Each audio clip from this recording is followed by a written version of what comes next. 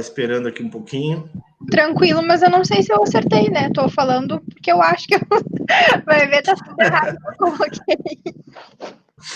Vamos lá, então. Hoje é dia 15, são 19h27, eu estou gravando a aula, né? A nossa última aula de administração financeira antes da prova. Essa aí é a revisão da parte teórica, né? Lembrando que a prova ela se divide em duas partes. Aquele exercício, né? Vou elaborar um exercício para vocês para a prova, muito semelhante a que vocês fizeram semana passada. Vou utilizar de questões teóricas, né? Boa parte dessas questões são relativas a esse exercício, né? Ou relacionadas ao conteúdo que a gente está discutindo ou vai discutir nessa aula. A nossa prova é sexta-feira que vem, né? Vai ser nos mesmos moldes da prova da primeira prova, ou seja, a parte de cálculo, a parte de elaboração da planilha, eu vou dar 2, 3 dias antes para vocês fazerem, tá? E a parte teórica não, a parte teórica vai ser no horário da prova, no horário da aula. Entenderam? Alguma pergunta em relação a isso? Não. Tá claro, né, pessoal? Tá claro como vai ser a prova, a metodologia, ou seja, o método, né? Ou seja, vou entregar antes a planilhinha Excel para vocês fazerem. Vocês vão fazer, vão deixar tudo pronto, quem quiser, né? Porque para ter mais tempo. Depois, durante a sexta-feira que vem, vocês vão ter um prazo para depositar ali a análise daquele. Eu vou fazer umas perguntas na hora da prova em relação àquela planilha. Vocês vão fazer uma análise de 2 ou 3 parágrafos, vão responder as questões teóricas e vão depositar tudo no Moodle, tá? E aí, no prazo máximo aí de 3 dias, até domingo, segunda-feira, eu dou o resultado final. Quem vai ficar em exame, quem está aprovado. Tá bom? Então, vamos lá. Ok. Começando. Jéssica, já que tu tá muito falante hoje, quem sabe tu começa lendo para nós aí. Posso ler. Vamos lá. Vamos lá. Pergunta 1. Autofinanciamento através da redução do período pelo qual o caixa da empresa está bloqueado em estoque e outros ativos concorrentes antes de ter novas receitas pelos produtos e serviços produzidos ou encurtando os prazos de recebimento e aumentando os de pagamento. Tá, o que vocês botaram aí? Eu botei C. Alguém te botou diferente de Canadá? Aí, pessoal, alguém botou diferente? Alguém quer comentar sobre essa alternativa? Não? Então, próximo. As ações são uma forma de captar recursos externos. E aí, o que vocês colocaram? F? F. França? Capital próprio, né? Próxima. O capital de terceiros inclui qualquer tipo de fundo obtido via empréstimo com ou sem concessão de garantias reais. Qual a alternativa que vocês colocaram? E O professor colocou Equador. Alguma dúvida? Algum questionamento? Próxima. São notas de curto prazo emitidas por instituições não financeiras. Ao contrário das debêntures, o commercial papers, não sei se é assim como é que se fala. Commercial papers. Commercial papers. Commercial papers podem ser emitidos por uma sociedade anônima, sem capital aberto. Geralmente, apenas grandes empresas de sólida capacidade financeira têm condições de emitir com sucesso esses títulos de curto prazo. Ok. O que tu respondeste? Botei A. Argentina. É isso aí. Ok. São Esse aí estava fácil, né? Já estava a resposta ali. O próximo. São títulos emitidos por sociedades anônimas. caracterizam-se por ter prazo superior a 1 ano e pela flexibilidade em relação à amortização e garantias. Somente as companhias abertas com registro na CVM podem efetuar emissões públicas. O que são isso aí? Quem tu botou? Holanda? Debêntures. Sim. Holanda, exatamente. Debêntures, né? Ok, são títulos que as empresas emitem, né? Com o objetivo de alavancar recursos, né? Para financiar investimentos, melhoria da estrutura da empresa, ampliação da fábrica, assim por diante. Próximo. Podem ser considerados como uma emissão inteiramente subscrita pelos próprios acionistas que tenham direitos aos dividendos. É G, né? G. Goiás, né? Ou seja, o que nós temos aqui? Nós temos quando a empresa obtém resultado, lucro líquido, né? De certa forma, a gente pode entender como uma concessão dos acionistas. Né? Os acionistas concedem que parte do seu ganho, que ao fim e ao cabo, um acionista é o dono de uma empresa, né? Ou os acionistas são donos de uma empresa, né?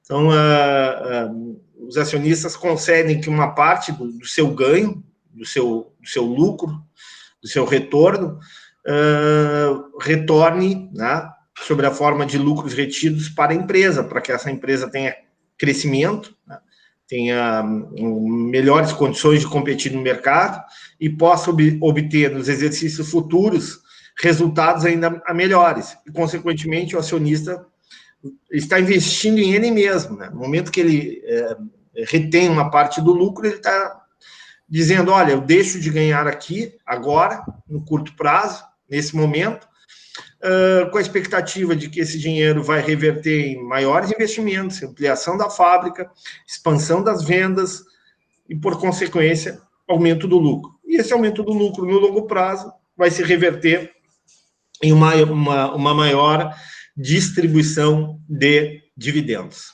Ok? Próxima. Empresas têm a opção de se financiarem com a obtenção de recursos provenientes do exterior. Incluem-se nesta modalidade os créditos comerciais. Já chamados financiamentos externos, né, de capital não residentes, né? Então, é uma forma de as empresas também obterem recursos.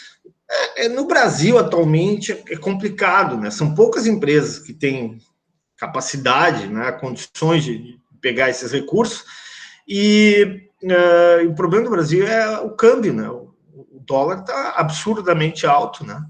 E isso dificulta, né, as empresas buscarem financiamento no exterior. Próximo. São fontes de financiamento de curto prazo fundamentais na estrutura de capital da empresa para financiar boa parte do ativo circulante, tais como caixa, títulos negociáveis, duplicatas a receber e estoques, todos garantindo a operação. A forma mais típica de financiamento de curto prazo, não garantindo, é a carteira de duplicatas a pagar, que se origina da operação da empresa. São chamados créditos da empresa, né? A carteira de duplicados a pagar é o exemplo típico desses créditos que são necessários, né, para que a empresa possa garantir uma saúde financeira do seu ativo circulante, né? Ou seja, para que ela realmente possa executar bem as suas tarefas, para que ela possa ter caixa, né, para o seu capital de giro, né, duplicatas a receber, estoques, ou seja, para garantir que a operação da empresa ocorra de forma normal, né, e saudável. Então, esse é o grande objetivo dos créditos que a empresa busca no mercado. Alguma dúvida quanto à questão 1? Alguma pergunta, algum questionamento? Podemos ir para 2.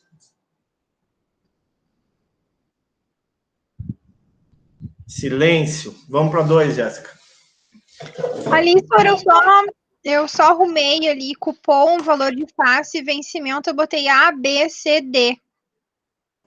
Ah, sim, tá errado ali, claro, tá errado. Isso aqui é Tá? A, isso aqui é configuração, isso aqui é B, né? Vamos arrumar aqui. Eu não tinha visto, desculpe. B, C e D, tá aqui direitinho. Tá bem. Associe o conceito à definição. O principal de um título que é pago ao final do seu prazo, também chamado de valor nominal ou valor ao par. Para. Isso é o chamado valor de face, né? Isso. Quando tu tem um título, na verdade, tu tem uma emissão de um documento, né? E nesse documento tu tem o principal do título, né? Que é pago ao final do seu prazo. Esse documento, né? Esse valor que aparece, esse valor nominal, né? Que aparece no título é chamado valor de face, né? O valor do título. Continua. A soma dos cupons pagos a cada ano por um título dividida pelo seu valor de face. É a taxa de cupom, né, pessoal? Nada mais é do que tu somar o que a empresa recebe mensalmente, ou anualmente, ou semestralmente, depende da periodicidade, né? Normalmente nos Estados Unidos é anual, né? Dividido pelo valor do título.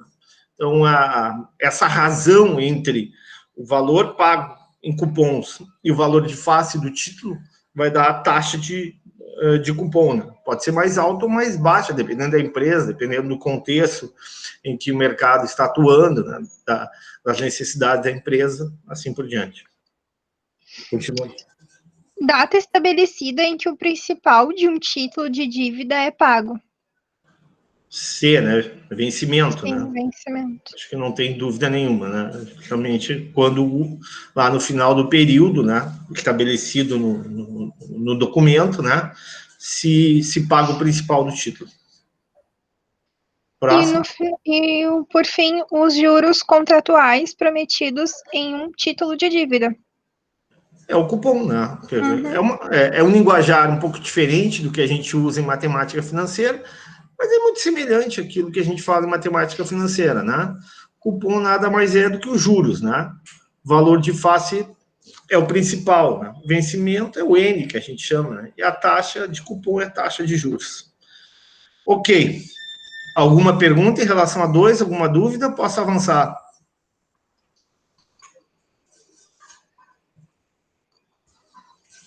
Continua então, Jéssica, já que ninguém respondeu. Sobre as características de um título privado, responda a VOF. O cupom anual refere-se a um percentual recebido do valor de face do título de um proprietário. Ok? Verdadeiro? Alguma dúvida quanto a isso, pessoal? Próximo. O preço de oferta de um título deve ser igual ao seu valor de face. Alguém respondeu diferente, falso? É isso aí, o preço de oferta de um título, né, deve ser igual ao que está no documento. É Continua. falso, né? Falso. Tá. Não deve ser igual, desculpe. Não deve, isso. Um título pode oferecer garantias de ativos da empresa. Verdadeiro. Verdadeiro, exatamente. Um título pode oferecer ou não, né, garantias de ativos da empresa. Normalmente, os títulos mais seguros são aqueles que oferecem garantias, né? Que a garantia dos ativos é a garantia do patrimônio da empresa, né? Dos bens e direitos que não é melhor dizendo, dos bens e direitos que uma empresa tem. Continua. Quando um título é lançado no mercado, ele é classificado por empresas que avaliam seu risco. Isso aqui a gente vai conversar daqui a pouco, né? É exatamente isso. Seja um título público ou um título privado, existem agências especializadas, né, em avaliação de títulos, né, que classificam o título segundo seu risco, né? Tem toda uma metodologia para isso.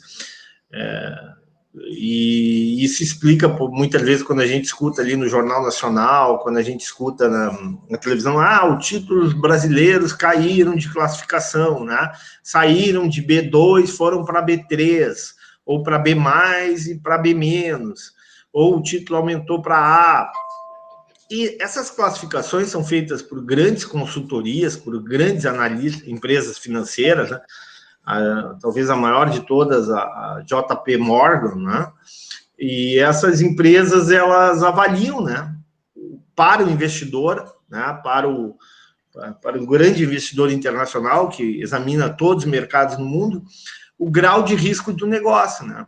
O que seria esse grau de risco, né? Será que o governo, se for um título público, será que o governo realmente vai cumprir o que está estabelecido no contrato, né? Esse governo é um governo confiável, as instituições são sólidas, né? A política daquele país permite acreditar que esse título ele tem garantias, né? Qual o histórico desse país, como é que ele se comportou ao longo dos últimos 50, 100 anos em relação a política de título, de emissão de títulos públicos. No caso das empresas, né, qual a saúde da empresa, qual é a garantia que nós temos de que essa empresa vai ter condições de honrar com esses compromissos. E por aí vai esse tipo de análise em relação à avaliação de risco. Próximo. Um título classificado como B pode ser considerado um título com elevada segurança. Aqui até depois eu estava pensando nessa questão, né? Um título B em si não é um título ruim, né? É um título... Eu fiquei em dúvida, mas como no livro o elevado ali, né, que é algo grande segurança, aí eu sublinhei a palavra elevada segurança. É médio, né? Não é ruim, mas também não é elevado. Não é elevado. Eu acho que foi o que eu pensei também, e por isso que eu classifiquei como falso. Algum questionamento quanto a essa questão, pessoal? Alguma pergunta, alguma dúvida? Então, vamos lá. Não. Bom, Jéssica. Quais garantias podem ser ofertadas por empresa quando da emissão de debêntures? Eu posso ler? Lê a tua, não precisa ler dos outros, lê a tua.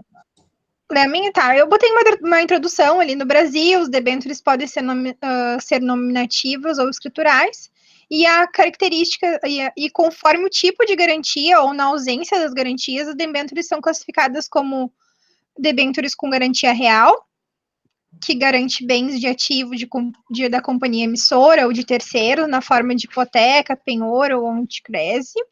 Debêntures com garantia flutuante, em caso de falência da emissora, os debêntures têm privilégio em garantia geral sobre os ativos da emissora, sem a identificação dos ativos. Debênture quirografária. Isso, ou sem preferência. Ou sem preferência, não oferecem qualquer tipo de privilégio sobre os ativos da emissora, e os subordinada, na hipótese da liquidação da companhia, oferece preferência no pagamento tão somente sobre o crédito de seus acionistas. E no caso da inadimplência, os detentores da dívida subordinada devem dar preferência a outros credores específicos. Em geral, isso quer dizer que os credores subordinados só serão pagos após o pagamento de credores específicos. Entretanto, os direitos decorrentes da dívida não podem ser subordinados ao direito do capital próprio. Tá, ok. Isso aí estava no caderno, né? Mas o mais importante a gente entender é o seguinte: o que são debêntures? São emissões de título de uma empresa. Pensando numa empresa, uma organização privada, grande, forte, no momento que ela emite debêntures, ela tem como objetivo, né, captar recursos, obter recursos para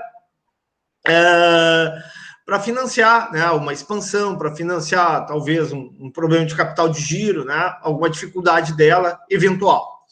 Bom, aí tu tem várias formas de emitir debêntures, né? Tu tem debêntures com maior ou menor garantia, né? Tem debêntures onde a empresa dá maior ou menor segurança ao investidor. Além da segurança inata, né, que é a segurança da história da empresa, né, do seu comprometimento com os credores, né? Então, basicamente, as garantias, são formas de atrair o investidor. Evidentemente que quanto mais forte for uma empresa, mais saudável ela for, melhor o balanço dela, melhor o DRE, quanto mais valorizada ela estiver na bolsa, né? Quanto maior for a credibilidade que ela tem no mercado, menores são as garantias que ela tem que dar para conseguir captar recursos, né? Para conseguir captar dinheiro, né? Dos investidores. Por outro lado, se é uma empresa que está passando por problemas, se é uma empresa que não tem uma grande credibilidade no mercado, né? Se os resultados, o balanço, o DRE dela não se apresentam, né, nas melhores condições, nas melhores situações, né? Possivelmente, ao emitir debêntures, ela vai ter que ofertar certas garantias, certa segurança para que o investidor possa realmente depositar parte da sua riqueza, né, nessa empresa. Entendido? Ficou claro? Alguma pergunta? Pessoal? Por mim, não. Tudo certo. Lê para nós ali, Jéssica. Para que serve a classificação de consultorias financeiras? Lê de novo que ficou ruim o microfone, Jéssica. Peraí. As classificações... Desculpa. Para que servem as classificações de riscos de títulos públicos e privados divulgados por grandes consultorias financeiras? E aí, o que tu colocaste, guria? As classificações de risco de dívidas, ratings. Procurei agora como fala. Ratings. Ratings. Eu vou falar uma coisa para ti, viu, Jéssica? Por exemplo, vocês estão com uma boa formação em administração. Invistam em inglês, pessoal. Pode ser que aqui no fim do mundo o inglês não seja muito... Mas, puxa, de repente vocês conseguem um emprego em São Paulo, no mercado maior, né? E o inglês vai ser importante, vai dar uma diferença para vocês. Façam esse investimento depois de terminar a faculdade. Uma das próximas metas depois da formatura. Eu coloquei as classificações de risco de dívidas, os ratings, são uma avaliação de qualidade de crédito da empresa emitente. É importante reconhecer que as classificações de risco de dívida se preocupam apenas com a possibilidade de inadimplência. As classificações de risco de título de dívida são construídas a partir de informações fornecidas pela própria empresa e são importantes porque inadimplências realmente ocorrem. O rating serve para medir a capacidade do agente econômico arcar com as suas obrigações. Obrigações financeiras com terceiros. Para emitir uma nota de ratings, as agências avaliam diversos aspectos de uma empresa ou de um país, podendo, assim, realizar uma classificação de riscos. E daí foi mais ou menos o que tu falou agora no final, né? Que alguns dos pontos observados na análise são a taxa de juros, fluxo de caixa, nível de alavancagem, contexto político do país, a solidez do balanço patrimonial, projeções de resultados futuros. E a escala de ratings é uma referência criada para mostrar o nível de risco que determinada empresa ou país possui. Exatamente. Basicamente foi isso que eu coloquei. São grandes operadoras internacionais, consultoras. Você imagina o seguinte, tá? O rei lá da Arábia Saudita tem bilhões e bilhões de dólares, né? E aí, onde vou aplicar esse dinheiro? Né? Ele não tem conhecimento do mercado brasileiro, ele não tem conhecimento do mercado argentino, do mercado, sei lá, australiano, né, japonês. Então, ele contrata uma consultoria financeira. Essa consultoria financeira, a partir de uma metodologia, a partir de uma análise, né, de alguns indicadores, ela faz uma classificação de risco. Né? Claro que essa análise é diferente, esses indicadores são diferentes para organizações públicas e privadas, né? Para países e para empresas. Há uma diferença nessa classificação. Mas essa classificação ela é confiável, essas grandes consultoras financeiras, elas têm credibilidade no mercado, né? E são bem aceitas pelos investidores. E essa classificação vai dizer, olha, esse título é arriscado, não é, o risco de inadimplência é grande ou é pequeno, né? A qualidade do crédito é boa ou é ruim, né?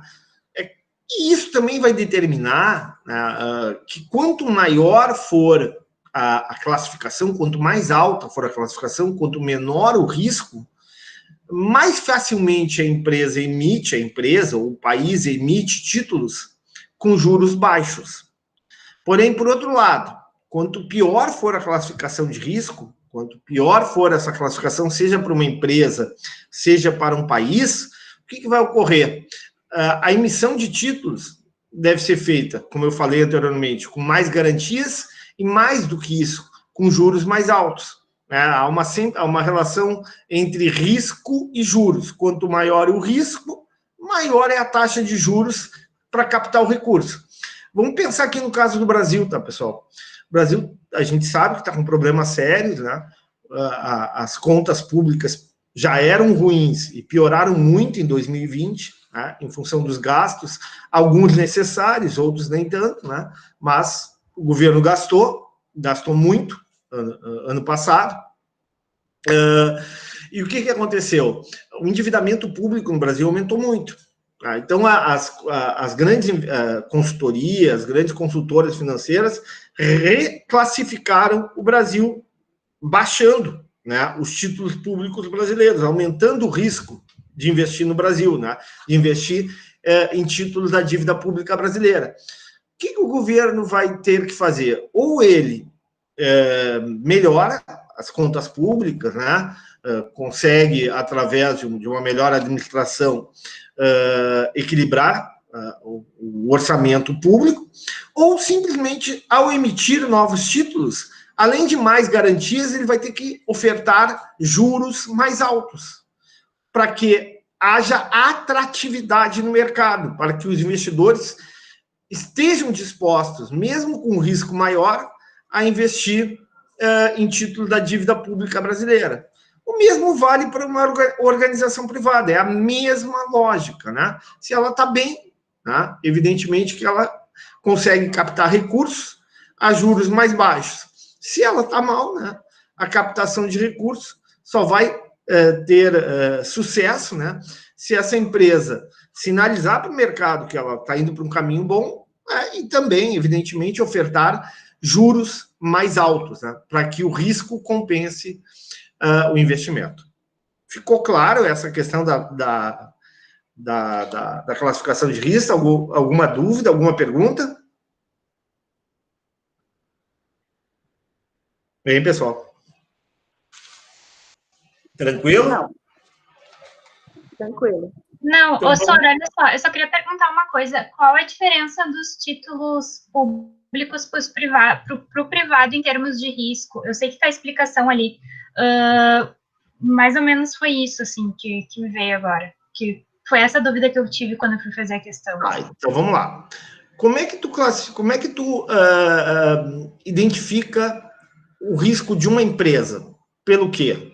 Uma empresa, tu vai examinar o balanço, tu vai examinar o DRE, tu vai examinar, né, alguns indicadores que a gente viu, né, indicadores de liquidez, indicadores de liquidez corrente, de longo prazo, indicadores de endividamento, tudo isso a gente viu, né? Estudamos e hoje vocês se apropriaram dessas ferramentas.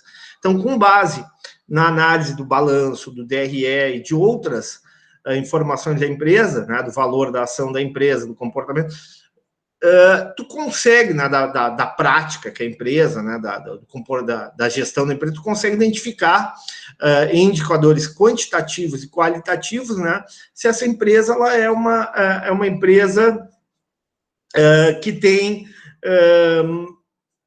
crédito, né, se ela pode buscar crédito, se ela tem qualidade realmente, ou se ela tem condições de cumprir com seus compromissos, né? Então, caso essa análise mostre indicadores fortes, robustos, evidentemente que a empresa pode buscar recursos no mercado a juros mais baixos, né? Já o governo, títulos públicos, o que o investidor olha quando decide comprar títulos da dívida pública de um país? O déficit primário, o déficit operacional, né? A solidez das instituições públicas, a capacidade do governo de cumprir contratos, né? O equilíbrio das decisões no âmbito judiciário, né? Se o país realizou, claro, dentro de uma lógica capitalista, né? Se o país realizou ou não reformas que promovam o equilíbrio das contas públicas, que promovam o equilíbrio orçamentário. Então, tudo isso, né, é avaliado pelos investidores, né? Tem um índice muito importante para as organizações públicas, para os países, que é o chamado coeficiente de endividamento público, né? Que é a razão entre o tamanho da dívida e o PIB de um país. Para vocês terem uma ideia, como a situação do Brasil é ruim, né? Você sabe que o professor não gosta do Bolsonaro, mas o que é verdade é verdade. Quando ele falou que o Brasil está quebrado, ele não mentiu, né? O que ele disse? Ele disse o seguinte, né? E ele foi muito criticado por isso. Eu não gosto de ser, eu acho que não deve ser criticado das pessoas que falam a verdade, né? Nesse caso específico, né? Que tem? Por que o Brasil está quebrado na visão dele e também na minha visão e na visão de boa parte dos economistas, né? Porque é o seguinte, o endividamento público no Brasil era em torno de 75%, ou seja, para cada R$1 gerado de PIB, o Brasil tinha 75 centavos de dívida. Ou seja, tu gerava mais PIB do que dívida. Em apenas um ano, esse coeficiente de endividamento aumentou muito, pessoal. Está chegando próximo de 1 para 1. Né? Ou seja, a dívida no Brasil, o crescimento da dívida, o déficit público foi tão grande que a razão entre dívida pública, tamanho da dívida e PIB no Brasil está quase 1 para 1, está 0,9, 0,95 para 1. Então, se o Brasil não melhorar essa situação nos próximos anos, a consequência vai ser o aumento da inflação, que a gente já está vendo, né? Aumento da inflação. O Brasil só vai conseguir captar recursos, seja no país, seja no exterior, aumentando a taxa de juros. Taxa de juros mais altas desestimula o investimento, dificulta a geração de emprego tão importante num país que tem uma informalidade grande, né? Então, eu, como economista, além da questão, evidentemente, sanitária, que a gente sabe que é muito grave, olha o que está acontecendo em Manaus, pessoal, mas além da questão sanitária, quando teve a virada de ano, eu comentei com um outro colega, né, num grupo de economistas, né? Se 2020 foi ruim do ponto de vista da economia, 2021 será muito pior, né? Porque tudo aquilo que aconteceu em 2020 vai trazer consequências ainda mais graves para 2021. E isso vai se refletir, evidentemente, na questão da necessidade do governo, né, de melhorar sua gestão, melhorar sua administração, tanto na economia quanto em outras áreas, né? E também equilibrar mais as contas públicas. Só que equilibrar contas públicas não é fácil num contexto em que tu precisa de recursos para a saúde, num contexto em que tu tem um desemprego absurdo no país, né? A situação do Brasil, infelizmente, não é fácil. E isso se reflete, né, quando, acho que foi em dezembro, né, uma dessas grandes consultoras financeiras rebaixou os títulos da dívida pública brasileira, acho que para B3, né, muito próximo de C, né? Ou seja, classificando o risco Brasil como um risco ainda maior do que normalmente já é. Alguém quer comentar alguma coisa? Não, senhor, eu só ia comentar uma coisa. Por exemplo, quando a gente tem esse caos assim, político, isso também desestimula o investimento na iniciativa privada, né? Porque daí, por exemplo, o investidor vai avaliar, por exemplo, que vai investir numa ação, sei lá, da Gerdau, por exemplo. E daí ele vai ver que, por exemplo, a instabilidade política, muitas vezes que aquela empresa está sediada, é tão grande que talvez isso desestimule também a questão do investimento de títulos privados, né? Foi só essa dúvida que eu ia perguntar para o senhor. É isso aí, claro, uma coisa está associada à outra, né? Quando tu tem uma administração fraca, né? Seja uma administração em âmbito privado ou em âmbito público, isso impacta sobre a decisão de investimento, impacta sobre as escolhas, né, dos investidores, sejam investidores locais, né, nacionais ou internacionais, né? O investidor ele não está preocupado se o governo é de direita ou de esquerda, se o governo é de centro, o investidor quer segurança, né, quer rentabilidade, né, quer juros e quer segurança no seu negócio, né? Então, todas essas variáveis afetam, sem dúvida, né? Claro que acima de tudo isso, né, está a questão da pandemia, né, que apenas, de certa forma, apenas escancarou os problemas que o Brasil, historicamente, tanto do ponto de vista da economia, quanto do ponto de vista da estrutura, né, sempre existiram no Brasil, né. Esse negócio, eu não gosto de falar muito, mas esse negócio de Manaus, Manaus é complicada a situação, pessoal. Eu não conheço Manaus, alguém conhece Manaus aí? Alguém já foi para Manaus? Quem? Silvia. É uma região extremamente pobre, isolada, né? A estrutura do SUS deve ser precaríssima, né? Claro, qualquer crise sanitária, ainda mais nessa magnitude que nós estamos vivendo hoje no mundo e no Brasil em particular, a parte mais frágil, como é Manaus, né, vai ser afetada. Eu conheço Manaus, tenho familiares lá, e é realmente tudo isso, mais a corrupção, que é muitas funerárias envolvidas com o governo, fazendo falcatrua com dinheiro. Então, Marli, eu ia fazer esse comentário, porque hoje eu tive que fazer uma intervenção em relação a Manaus, estive com o Ministério da Saúde, eu atuo dentro de um movimento social e realmente...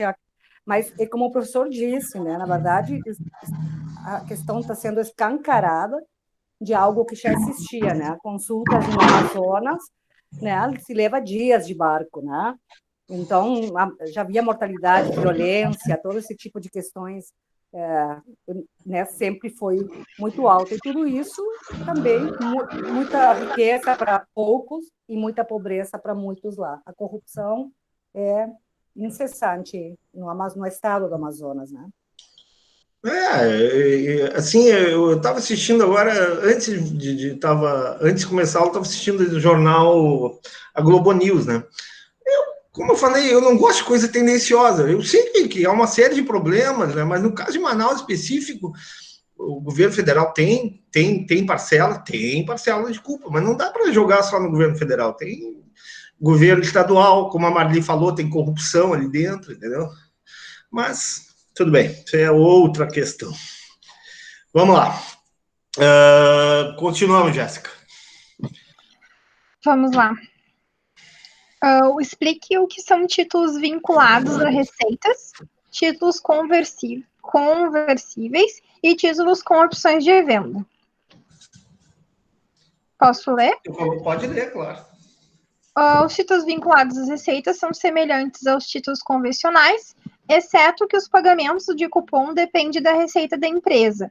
Ou seja, os cupons são pagos para os credores apenas se a receita da empresa for suficiente. Essa poderia ser uma cláusula atraente, mas os títulos vinculados à receita não são muito comuns. Um título conversível pode ser trocado pelo detentor por um número fixo de ações a qualquer momento antes do vencimento. Os títulos de dívidas conversíveis em ações são relativamente comuns, mas o seu número tem diminuído nos últimos anos. E, por fim, um título com opção de venda permite que o detentor force o emitente a resgatar o título por um preço declarado. Aí, ali, completa ali, lê para nós o que está escrito ali no texto. Em qual das caixinhas? A terceira? No último, a terceira. Tá. Um título com opção de venda permite que o detentor force o emitente a resgatar o título por um preço declarado. Por exemplo, a International Paper tem... company tem títulos em circulação que permitem ao detentor forçar a empresa a comprar os títulos de volta 100% do valor de face, dada a ocorrência de determinados eventos de risco. Um desses eventos é uma variação na classificação de crédito para um grau menor do que o grau de investimento da Moody's, né? Moldes. Tudo bem, Moldes. A cláusula da opção de venda, portanto, é apenas o inverso da cláusula de opção de resgate antecipado. Então, assim, o que tu tem aqui? O que é mais importante, né? Essa classificação, né? Um título vinculado à receita, título convencional, são opções de negócios, né? Cada investidor, ele vai examinar o que é mais atrativo para ele. Nesse momento eu quero investir em títulos vinculados a receitas. Não. Mais interessante para mim agora são chamados títulos conversíveis, que eu posso trocar por um número fixo de ações, né? Ou não. Melhores títulos que eu acredito que sejam o melhor negócio são títulos com opção de compra, né? Para que eu possa com opção de venda, desculpe, né? Que eu possa na frente lá comprar pelo valor estabelecido. Então, cada investidor, cada administrador vai examinar a sua situação, o seu perfil, né, de maior ou menor aversão ao risco, de maior ou menor segurança ou insegurança, e vai estabelecer qual título investir, né, e de que forma esse título vai ser mais interessante para o investidor, né? O que está mostrando é que realmente existem várias formas, várias alternativas para investimento. Aliás, eu falei sobre inglês, né? Outra coisa interessante, principalmente para quem for para essa área, pessoal, tem muitos cursos interessantes de mercado de capitais, tá? Aprender a mercado de capitais. Eu gostaria muito que tivesse na faculdade uma cadeira só sobre mercado de capitais, para a gente conversar, para a gente discutir, né? Seria muito interessante mesmo, mas não tem, não é o objetivo da faculdade de administração pública nem de administração em saúde, eu sei disso, tá? Mas para quem gosta dessa área, para quem tiver interesse mesmo em se aprofundar nessa área de mercado financeiro, um outro conselho, né, depois de terminar a faculdade, ou ainda durante a faculdade, é também ter essa formação, né? Isso aí também vai garantir para vocês uma maior, digamos assim, uma maior competitividade no mercado de trabalho. Então, para quem gosta, é uma boa dica aí fazer um curso sobre mercado de capitais, sobre bolsa de valores, sobre investimentos. A XP Investimentos oferta isso, né, pessoal? Então, talvez seja uma das maiores nessa área de investimentos no mercado financeiro. Ok? Alguma pergunta? Posso avançar?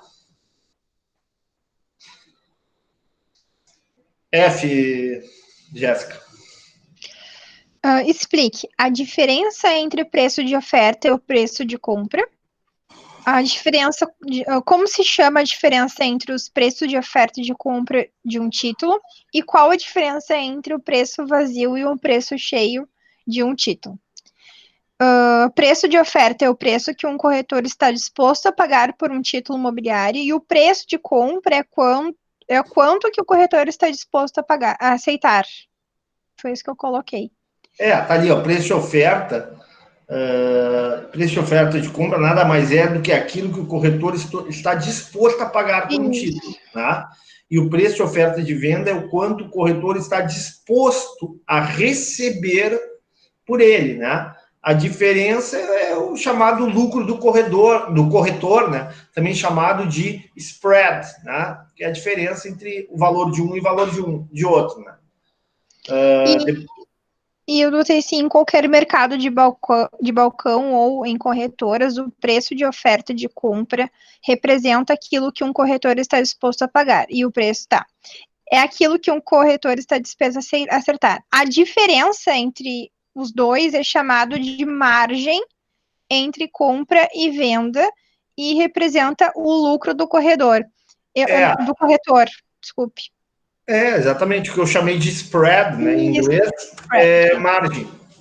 É isso aí, certíssimo. E preço vazio e preço cheio. O preço vazio é o preço de um título sem os juros acumulados. É o preço que normalmente é cotado. E o preço cheio é o preço que tem incluído os juros acumulados, também conhecido como um preço cheio ou preço de operação. Esse é o preço realmente pago pelo comprador. Assim, o comprador ele não olha apenas pelo valor do título, né? Ele vai comprar o título, né? Pelo preço que ele tem, evidentemente, mas também pelos juros que ele adiciona, né? Que ele agrega ao valor do título. Pessoal, isso é uma coisa que vocês têm que entenderem, tá? A gente está falando aqui, quando a gente pega um livro de administração financeira, quando a gente estuda sobre títulos, principalmente sobre títulos privados nos Estados Unidos, a lógica deles é um pouquinho diferente da nossa, né? O mercado deles, o investidor americano, a classe média americana, qual é o grande sonho da classe média americana? Né? O cara que mora em Boston, mora em Nova York, mora, sei lá, em Baltimore, né? Mora em Chicago. Essa hora, Chicago deve estar às 5 da tarde, né? Por aí, o Boston deve ser por aí também 5 da tarde, ou 6 da tarde. A temperatura deve estar uns menos 5 graus, menos 6 graus, né? E isso vai até março, até meados de março. Ou seja, começa em novembro, frio, e toca a ficha. E o americano médio, ele diz assim, poxa, será que eu quero passar minha vida inteira nessa situação? Não, né? Eu quero, quando ficar velho, eu quero ir para o calor, quero ir para, né, morar numa região mais quente, mais tranquila, né? Onde eu possa aproveitar mais a vida. E aí, o que o americano médio faz? Né? O americano médio investe. O brasileiro normalmente investe aonde? Caderneta de poupança, né? O brasileiro médio investe em CDBs, né? Fundo de renda fixa, fundo de renda variável. Mas, basicamente, o brasileiro, na sua grande maioria, investe em mercado de títulos públicos. Né? Porque é mais garantido, porque o governo brasileiro, historicamente, sempre pagou juros altos. Para vocês terem uma ideia, durante o governo Lula, né? Ali na década na década passada, o juro pago no Brasil era em torno de 14% ao ano. Hoje está mais baixo, né? Está 2,5% ao ano. Então, o brasileiro em si nunca viu no mercado de ações, no mercado privado, né, uma grande atratividade. Existe gente que aplica na bolsa? Existe gente que investe em debêntures? Existe. Mas a parcela dessas pessoas no Brasil é muito menor. Já nos Estados Unidos é diferente. Os títulos públicos americanos são remunerados a taxas baixíssimas. Então, boa parte das pessoas, daquela classe média que quer ter um dinheiro para aposentadoria, que quer morar lá na Flórida, no sul dos Estados Unidos, né, que quer ter uma boa casa, ter uma boa renda depois da aposentadoria, ela investe no mercado privado, e principalmente no mercado de ações.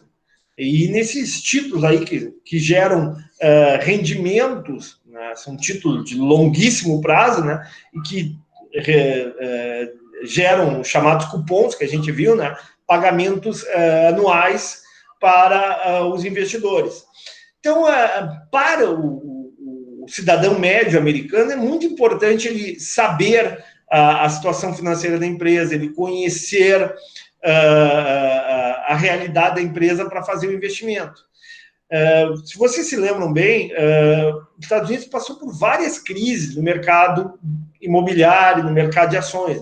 Eu me lembro, claro, não vamos falar nem da década do século passado, de 29, mas vamos me lembrar da crise da Bolsa de Valores de 1987 nos Estados Unidos. Posso falar da crise no final do século passado, 1999, que gerou, inclusive, uma mudança completa na legislação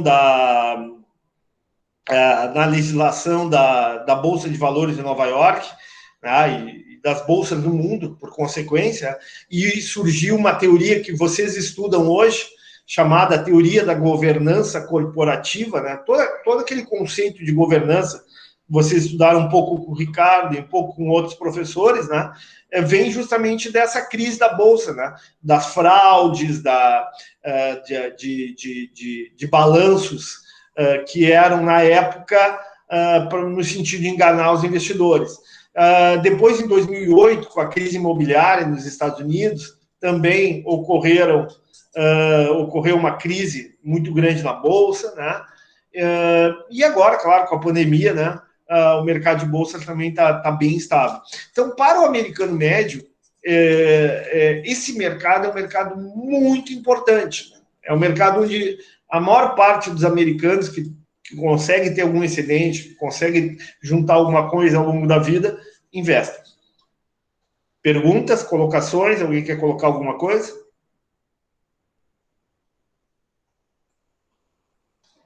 Estou sozinho na sala? Não, eu tô aqui. Não. Entenderam a explicação? Não? Sim.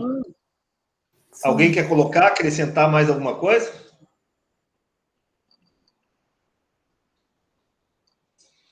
Não? Não foi a Sox que entrou? Alô? Oi? Não foi a Sox que entrou em 99, professor? Não foi A aquela Sox que entrou o legislação quê? da Sox lá, que é SOX. Que entrou o quê, Paulo? Não, entrou a legislação sobre a contabilidade, né, americana. Sim, lá no final do século passado, início desse século, não foi isso? Eu acho que era Lemon. Tem uma empresa que fraudou uma série de balanços, né? E que mudou totalmente a forma de controle lá na Bolsa de Valores. E aí surge o conceito de governança, né? Governança das corporações, transparência, né? Os conselhos de gestão, tudo isso é uma coisa relativamente nova na administração, né? Não tem mais de 20 anos isso. Antigamente as empresas, elas não eram tão transparentes, né? E o mercado exigiu, né? Principalmente o mercado para empresas de capital aberto, né?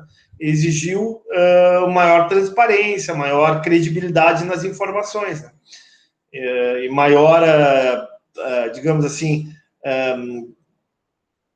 que o conhecimento das informações da empresa fosse mais aberto, fosse mais plural, que mais pessoas soubessem da situação financeira da empresa, para que né, o risco de investir nessa empresa, de aplicar ações nessa empresa fosse menor.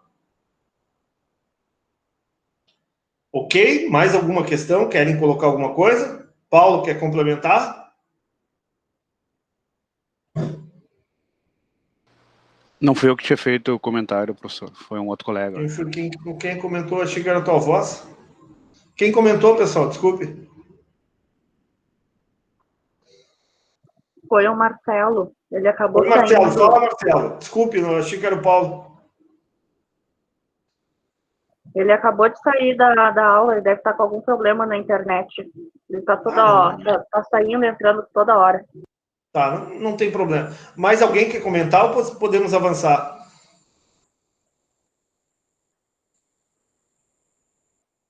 Podemos avançar?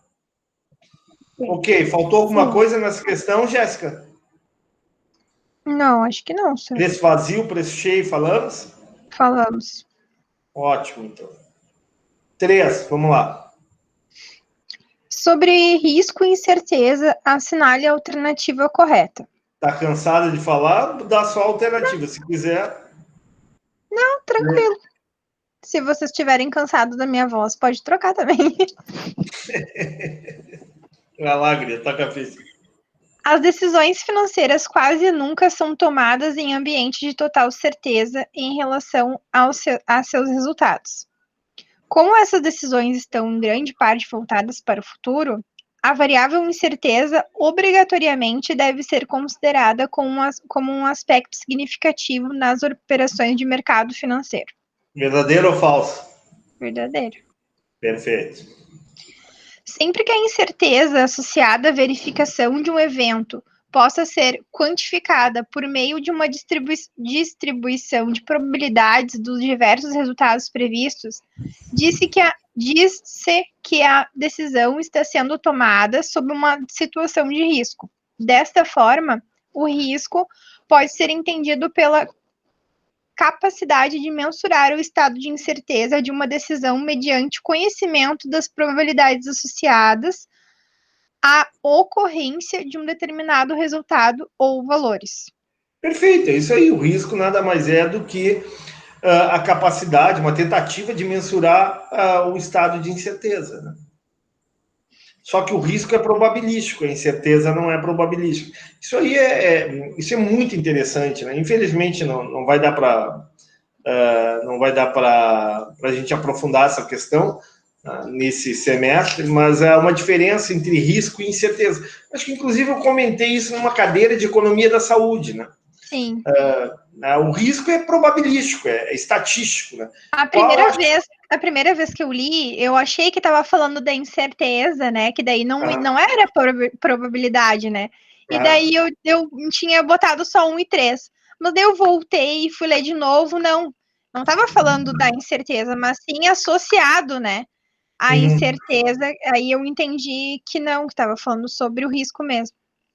Daí eu vi que eram todas alternativas corretas. Perfeito, Jéssica, é isso aí. Ter 3.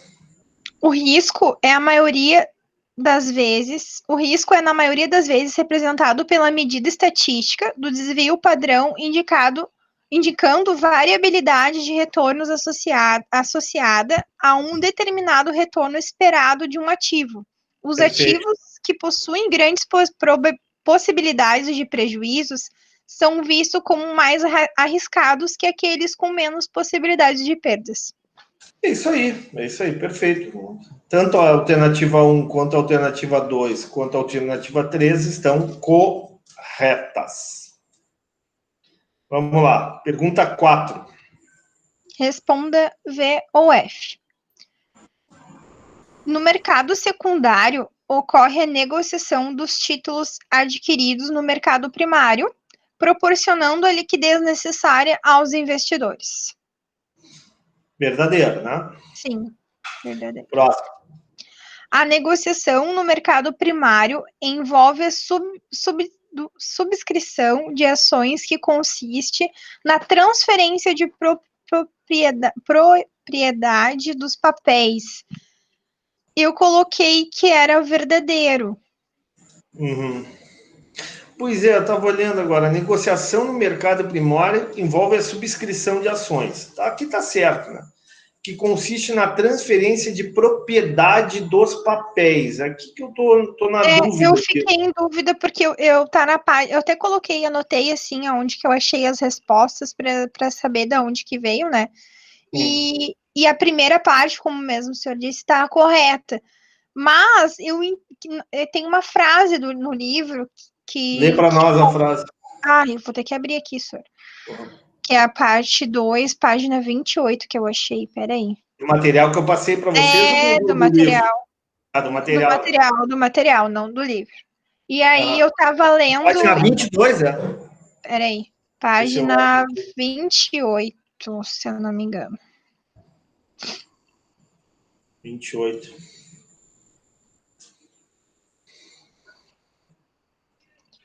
Pois eu não sei se é da parte 1 ou a parte 2. Eu tô aqui com a 28, não é. Não é. Não é. O 28 é índice de ações, formas de ponderação. Não, é a primeira que é a página 28. Essa aqui eu não tô com ela aberta aqui. Mas eu acho que a segunda ali, ó, segunda parte, até vou conferir, mas essa primeira parte tá ok. Negociação no mercado primário envolve a subscrição de ações. Só que não consiste na transferência de propriedade dos papéis, né? Isso aí ocorre no mercado secundário, não no mercado primário.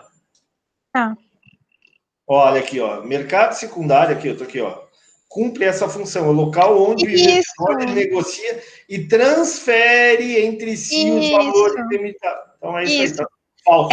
É isso mesmo. É bem essa parte mesmo que estava onde eu li. Que eu tinha confundido, assim, como transferem entre si, daqui a pouco poderia ser a transferência de propriedade dos papéis, e eu botei verdadeiro. Mas então é falso. Falso. Próximo. As operações realizadas com ações nos mercados disponíveis a termo e de opções são efetuadas no ambiente eletrônico, BMF Bovespa, em sistema específico, verdadeiro. Verdadeiro, perfeito, aí tá certo. Próximo. Operações das corretoras associadas à Bolsa acessam o sistema postando as ofertas de compra e de venda solicitadas pelos seus comitentes, pessoas físicas e jurídicas, também verdadeiro. Tá certo, não, isso tá certo. Próximo. As corretoras podem utilizar o home broker, não sei como fala. Broker. Para fazer suas ofertas diretamente pela internet. Este sistema se encontra disponível nas páginas da web. Botei verdadeiro também. Isso aqui é verdadeiro. Estava aqui agora, estava revisando aqui. É verdadeiro, sim. Página 1 Alguém discorda, pessoal? Alguém discorda de que é verdadeiro isso aqui? Ó, o home broker é o principal meio de acesso à bolsa de valores. Por meio dele, como você pode negociar ativos como ações de qualquer lugar do mundo. Basta ter acesso à internet. Sim. Continua. O sistema eletrônico permite, diariamente, a realização das operações durante um período regular, por exemplo, das 10 às 17, procedido por uma sessão de registro de ofertas de 15 minutos de duração, denominada de leilão de pré-abertura, também verdadeiro. Verdadeiro, tá certo. Após o encerramento, abre-se um período denominado Aftermarket.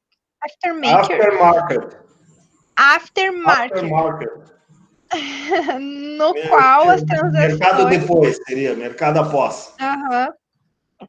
No qual as transações só podem ser feitas com ações de carteira dos índices apurados pela Bolsa que tenham sido negociadas no dia, dentro do intervalo de 2% a menos e 2% a mais em relação ao preço de fechamento durante o pregão regular. É por isso que tem gente que passa a noite inteira acordado na frente do computador, né? Mesmo com o mercado fechado, né? Ele aplicando com base nas informações, no que está ocorrendo no noticiário, né? Porque ele sabe que lá na abertura no outro dia, né? A ação já pode estar com viés de alta ou viés de baixa, né? Dependendo do que ocorreu de informações ao longo do período em que a bolsa as operações da bolsa esteve fechada. Ok? Alguma dúvida quanto a esse exercício? Alguma discussão? Não, só aquela mesmo que eu achei que era verdadeira, mas é falsa. Pergunta 5. A 5, Sora, é igual a 7. É fiscalizar as atividades corretoras, né? Isso. De valores. Isso. Bom, o resto ali não compete à Bolsa de Valores fiscalizar a demonstração financeira, disciplinar condições de acesso, né?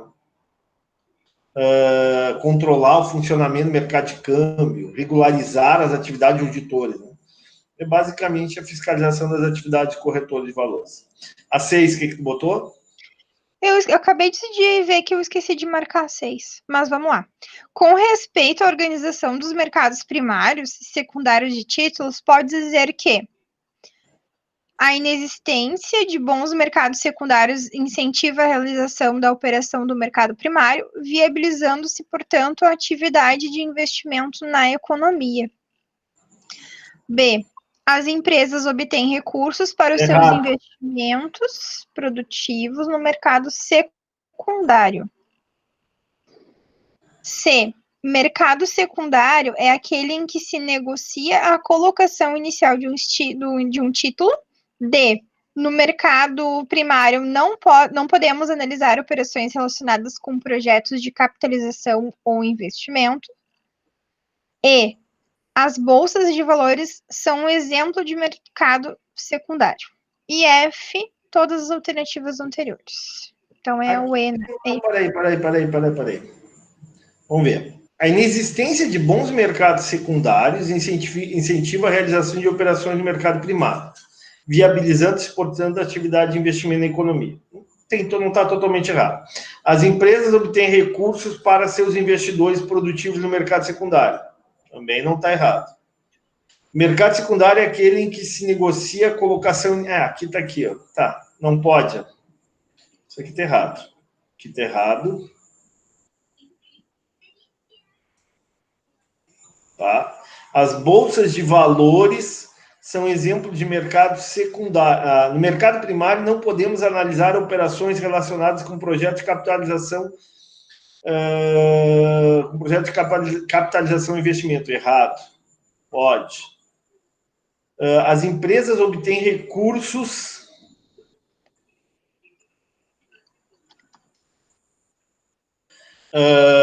para os seus investimentos produtivos no mercado secundário. Não, no mercado primário.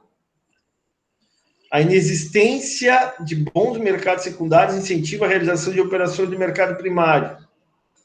Viabilizando... Não é que incentiva a realização. Aqui está totalmente errado isso aqui, mas... A inexistência de bons mercados secundários incentiva a realização de operações no mercado primário. Não é exatamente isso. Viabilizando-se, portanto, a atividade de investimento na economia. A alternativa certa é essa aqui, é a Equador aqui. Essa aqui é a resposta. Equador. Eu acho que eu esqueci de fazer essa daí. Essa daí é a única que eu não tinha marcado. Mas ok, então tá. Vamos para 8. Sobre as sociedades distribuidoras de valores, responda a resposta certa.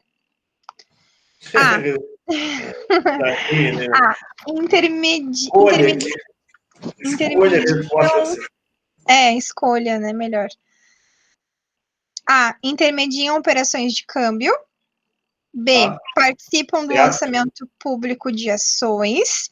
Perfeito. C. Captam recursos de depósitos à vista. D. Captam depósito em cadernetas de poupança. E. São fiscalizados pelo CMN e Bolsa de Valores. E F. Todas as alternativas anteriores. É A? F. Todas? É todas as alternativas anteriores. E a 9... Sobre o risco de incerteza, assinale a alternativa correta. O risco sistemático é a parte relevante do risco de um ativo que pode ser atribuída a fatores de mercado que afetam todas as empresas e não podem ser eliminados através da diversificação. Isso é o chamado risco sistêmico ou risco de mercado. Ele não é um risco específico da empresa, né? Ele é um risco global. 2. O risco não sistemático é o nível mínimo de risco que pode ser obtido em uma carteira através da diversificação de um grande número de ativos dentro de uma carteira. Desta forma, corresponde somente aos riscos que resultem do mercado em geral e das condições econômicas e que, consequentemente, não podem ser eliminados. Por que essa está errada, senhor? Porque esse é o risco sistemático. Aí é que tá, olha que tá, a questão é a seguinte, ó, o que acontece? O que é o risco sistemático? É o risco global, é o risco gerado por fatores de mercado, gerado por questões macroeconômicas. Se eu tirasse isso aqui, estaria certo, ó.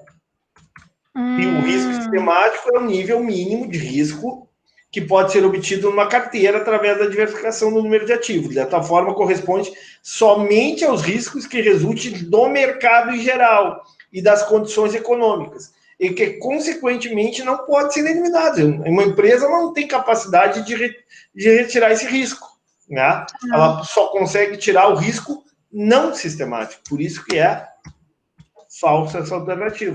Tá. Claro, não. Eu achava que eram todas corretas, eu coloquei todas corretas. Não, mas não. ok. Essa 2 aqui tem errado. Já arrumei. Isso aqui é o chamado risco sistemático. O que acontece aqui é justamente isso. Ó. A empresa ela pode minimizar o risco não sistemático. Isso ela pode minimizar. Mas o risco sistemático, não. O sistemático é um risco inerente ao mercado, ao capitalismo, né? As condições do mercado, que podem ser maior ou menor dependendo da situação do país, da situação da economia mundial, né? Dessa crise sanitária que nós vivemos no mundo, né? Em função da pandemia. Então, isso aqui está falso. Continua. Uma vez que qualquer investidor pode criar uma carteira de ativos que eliminará todos ou virtualmente todos os riscos diversificáveis, o único risco relevante é o não diversificável. Os investidores devem, portanto, estarem preocupados com esse tipo de risco, o qual reflete a contribuição de um ativo ao risco da carteira. Correto? Verdadeiro. Aqui está corretíssimo. Ok, última questão. Vamos para 10. Responda a VUF. Ações escriturais são representadas por certificados, não necessitando da emissão de cautelas para sua transferência. São escrituradas por uma corretora, o qual deposita... Aqui é o erro, não são escrituradas por uma corretora. São escrituradas por uma... Ah, tá. O qual deposita as ações da empresa e realiza os lançamentos a débito ou ao crédito dos acionistas, não existindo movimentação física dos documentos. Então, essa alternativa é falso justamente por isso. Tá bem. Já vou arrumar aqui, eu tinha colocado verdadeiro. Alternativa 2. Ações ordinárias, além de proporcionarem participação nos resultados da empresa aos seus titulares, conferem o direito a voto em assembleias gerais. Verdadeiro. Perfeito.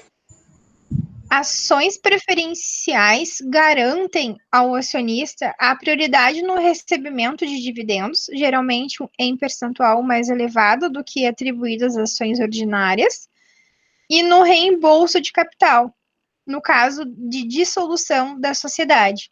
Em geral, não conferem direito a voto em assembleia.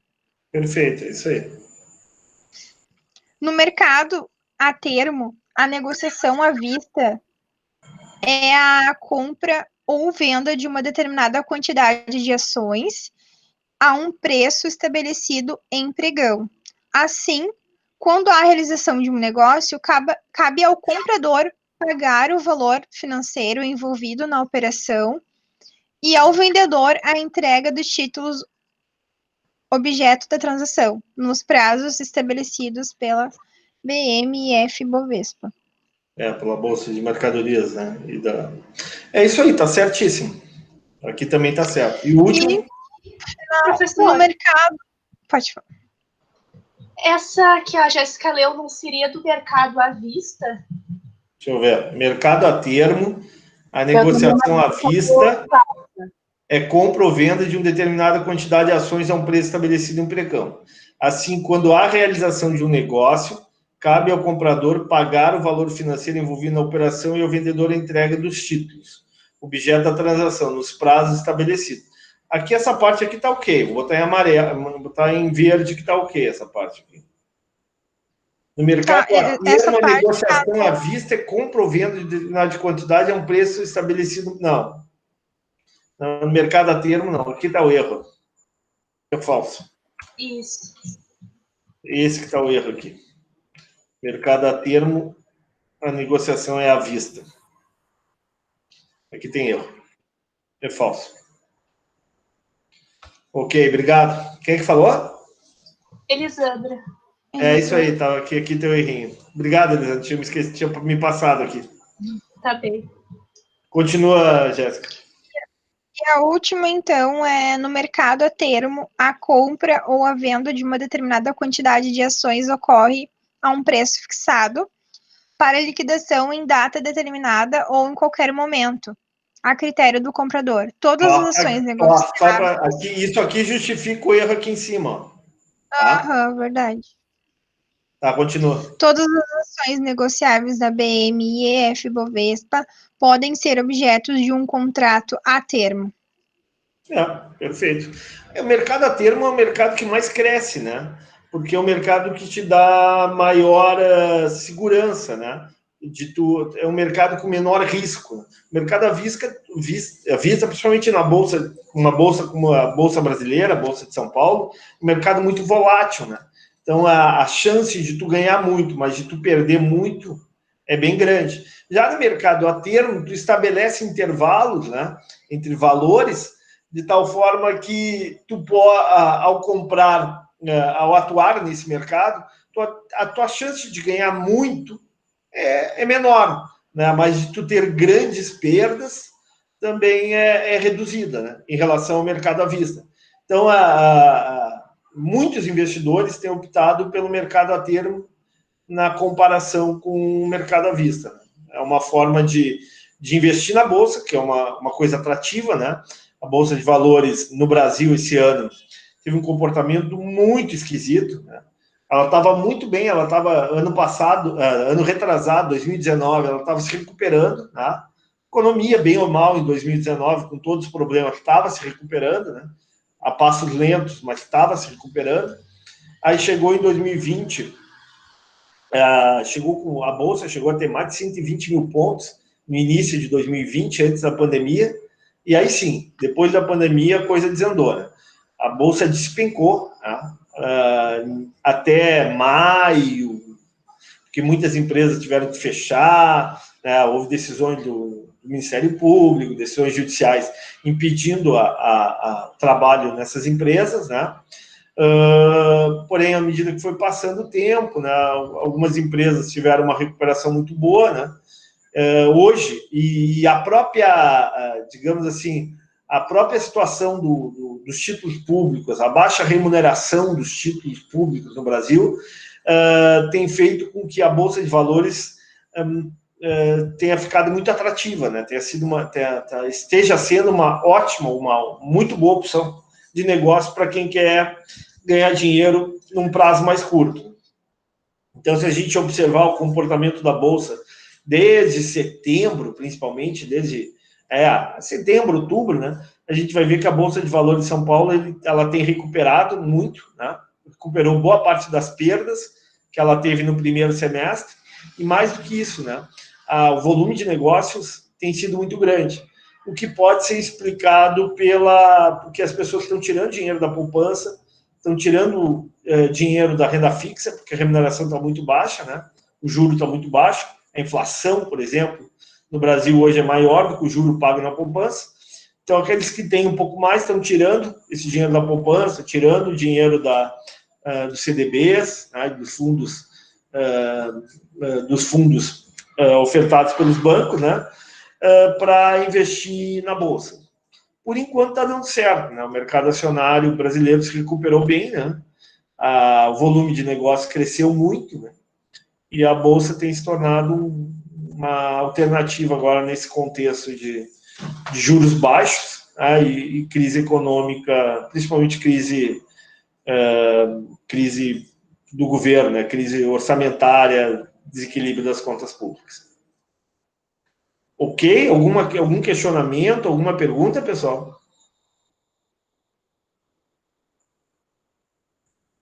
Alguma dúvida? Posso interromper aqui? Não, professora. Posso interromper o compartilhamento? Sim. Alguém tem alguma dúvida em relação à prova? Alguma pergunta em relação à prova? Tá claras as coisas? Por enquanto, sim. Professor, o senhor poderia voltar ali na questão 8? Ufa, recém apaguei aqui. Tá, mas vamos lá. 8, o que tem a 8? Vamos lá. Qual é a dúvida? Só um pouquinho, professor, já. Eu parei, vou compartilhar aqui, só um pouquinho. Vamos lá. Qual é a resposta correta da 8, professor? Só um pouquinho. Estou compartilhando aqui. Tá todas. Todas as alternativas anteriores. Eu marquei a B, professor. São todas mesmo que estão corretas? Sim, as distribuidoras, por exemplo, só para te ter uma ideia, as distribuidoras de valores, elas são fiscalizadas, né? Pelo Conselho Monetário e pela Bolsa de Valores, que está certo. Participam no lançamento público de ações. Está certo. Tá? Eu posso conferir isso, mas vamos lá dar uma olhadinha nisso aqui. Só um pouquinho. Só um pouquinho.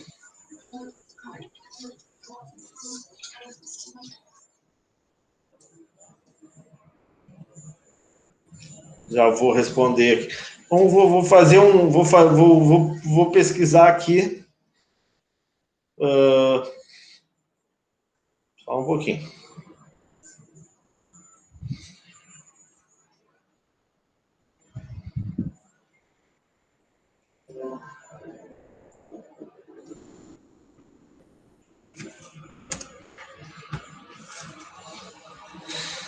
O que são essas distribuidoras, tá? São instituições, né, que têm autorização, evidentemente, do governo federal, né, e que tem como objetivo, né, organizar, administrar fundos de clubes de investimentos, construir sociedades de investimentos, né, prestar serviço de intermediação, praticar operações de mercado de câmbio, praticar operações que mais aqui no mercado de capitais, né, investir no mercado de capitais, constituir sociedades de investimento. Basicamente, isso são distribuidores de títulos de valores imobiliários. Né? A pergunta é a seguinte, né? Cabe a 8, né? Sobre as sociedades, escolha. Intermediam operações de câmbio? Sim, fazem intermediam. Captam recursos de depósito à vista? Sim. São fiscalizados pela CMN? Participam do lançamento público de ações? O que tu acha que está errado aí, André?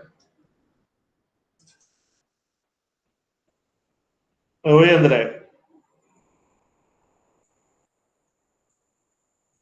Caiu, André?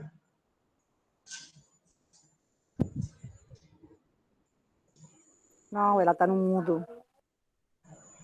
Não tem nada de errado aqui, alternativa F. Tá.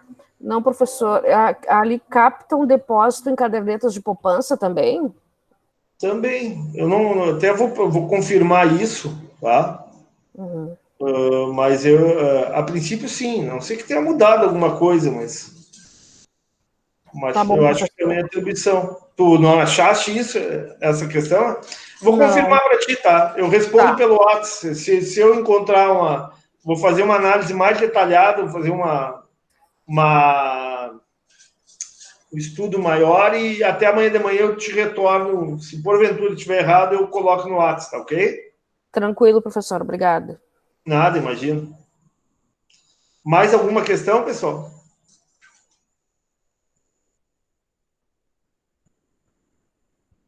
Sim ou não? Professor, com relação à prova. Sim, fala. Tu vai usar o capítulo 7, 8 e esses 2 PDFs ou vai ser só os capítulos? Exatamente. Então, assim, vamos para terminar a aula, tá? É isso aí. Então, vai ser um exercício muito daquele capítulo de necessidade de aportes financeiros. Vai ser um exercício muito semelhante àquele que a gente fez, pedindo uma análise de vocês sobre os resultados, ok? A construção, o completar tabelas, né? E a interpretação daqueles gráficos que a gente discutiu na aula passada. Isso vai ter um peso, né? Vai ser um peso maior, né? Acho que o peso... Eu botei isso no WhatsApp, agora eu não quero repetir, porque eu não me lembro exatamente qual foi o peso que eu botei. Depois tu vai ter um e-mail daquele trabalho, mais e-mail desse trabalho, ok? Para quem não fez, no prazo, vou desconsiderar, o peso vai ser 10. Né? E as questões teóricas vão ser esses capítulos que a gente viu, né? O capítulo 7, né? Que é o mercado de títulos, depois o mercado de ações, e essas duas apostilas. Não vai sair muito do que a gente discutiu na aula de hoje, né? E naquelas lâminas e no material do livro. Então, assim, ó, conselho que eu dou para ti, Rose, para os colegas, deixem tudo prontinho na hora da prova. Caso vocês tenham uma ou outra dúvida, vocês vão ter tempo de consultar a parte teórica, né? Procurar no livro, procurar no material a parte teórica. E o conselho é só dar uma lida, mesmo que rápida, tanto no livro quanto nas apostilas, para vocês saberem mais ou menos onde é que está o conteúdo da questão. Respondido? Sim, professor. Obrigada. Era isso? Mais alguma questão, pessoal?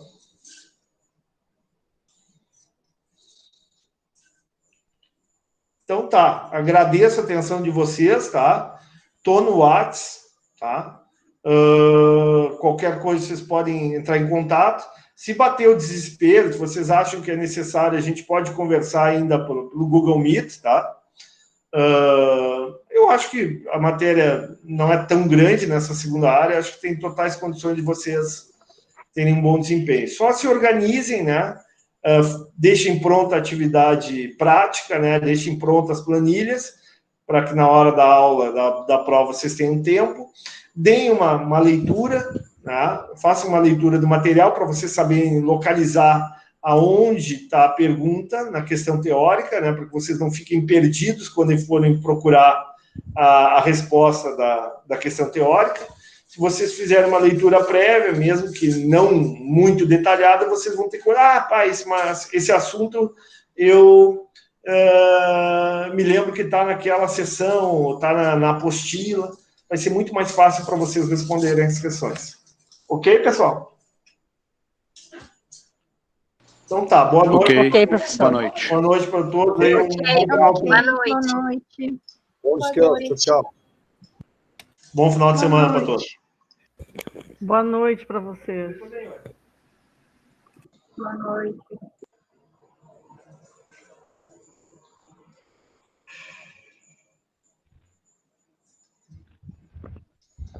Boa noite. Boa noite.